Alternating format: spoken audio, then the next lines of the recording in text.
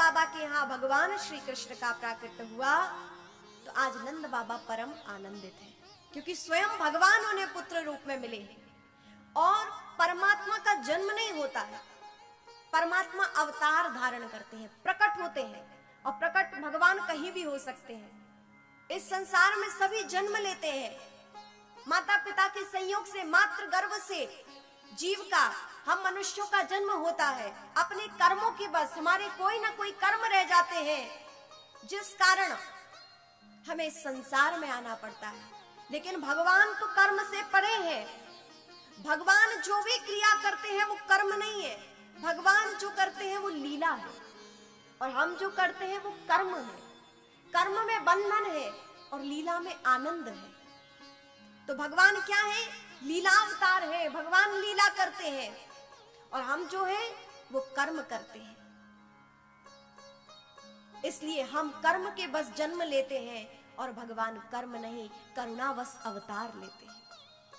अपने भक्तों पर करुणा करने के लिए, कृपा करने के लिए, अपने भक्तों का मन का करने के लिए भगवान इस संसार में आते हैं। भगवान का और कोई कारण नहीं है इस संसार में आने का। भक्त की पुकार होती है तो आप देख रहे हैं, अभी 4 दिनों से भगवान के भक्तों का आप चरित्र श्रवण कर रहे हैं। भगवान अपने भक्त के लिए क्या क्या नहीं करते हैं, क्या क्या नहीं किया है। अभी तो 7 दिन है तो हम बहुत कम भक्तों के चरित्र श्रवण कर पाते हैं, लेकिन निरंतर भगवान की कथाएं चल रही हैं।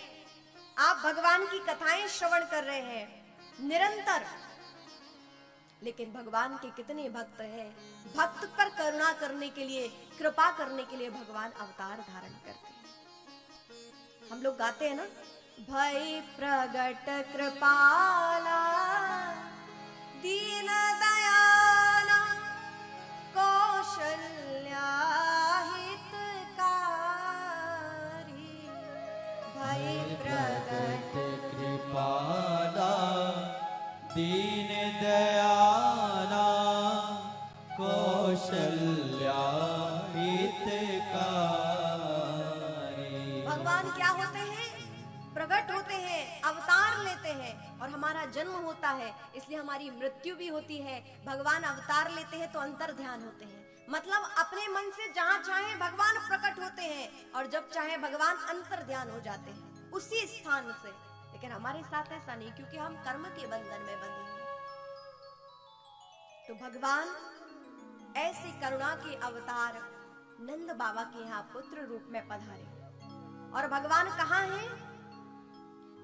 भगवान का प्रादुर्भाव कब हुआ? भादों में। और भादों कब आता है? श्रावण के बाद। अच्छा, भगवान भादोई में क्यों आए?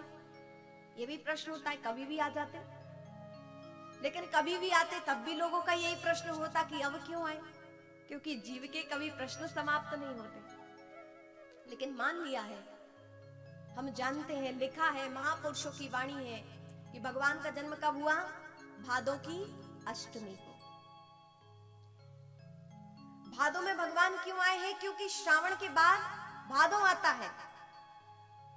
समझिएगा आध्यात्मिक अर्थ क्या है। यूं तो हम कह देते हैं कि भादों में आए भगवान, लेकिन आध्यात्मिक अर्थ हम समझें कि भादों मतलब भद्र, कल्याणकारी वो परमात्मा कब आते हैं? श्रावण।